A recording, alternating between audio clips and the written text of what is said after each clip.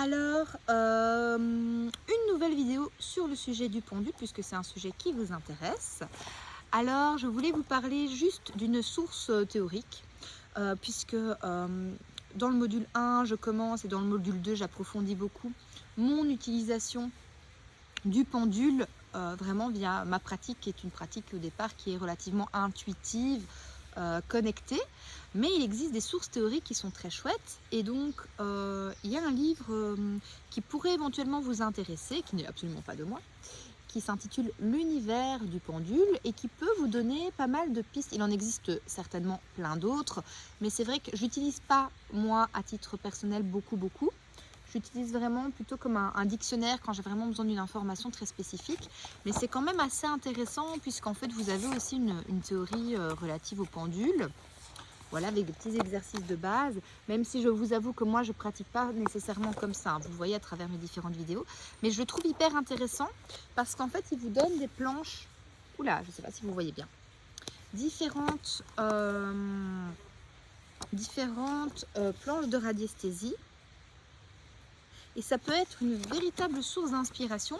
Donc là, par exemple, vous avez tout ce qui est relatif aux fleurs de bac, c'est hyper intéressant. Et alors, vous avez tout le processus, quoi. Combien de gouttes vous pouvez utiliser, à quelle fréquence, combien de temps, etc.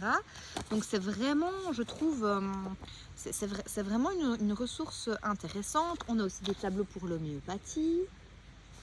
Voilà.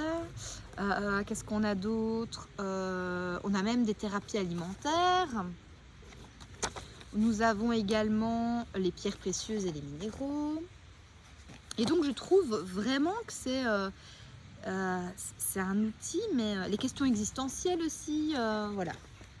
Donc je trouve que c'est vraiment un chouette outil, que ça mérite d'être connu, et donc c'est pour ça que je partage cette ressource avec vous.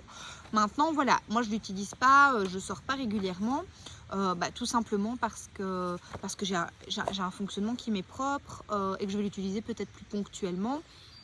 Que je travaille beaucoup en connexion aussi, que j'utilise le pendule vraiment dans certains contextes, et donc voilà, quelque chose qui est plus propre à ma mission de vie. Mais si vous avez envie de vous amuser un peu, d'expérimenter, c'est vraiment un chouette bouquin de référence. Donc je partage la ressource avec vous. Donc c'est de Marcus Stirner, je ne suis pas du tout sûre de le prononcer correctement, et ça s'intitule L'univers du pendule, des éditions Vega. Voilà, donc si vous avez envie de vous amuser un petit peu, je partage. Sachez que, évidemment, moi, ce que je vous transmets via ma formation, c'est pas ce que vous forcément vous trouverez dans les bouquins, puisque ça part de moi.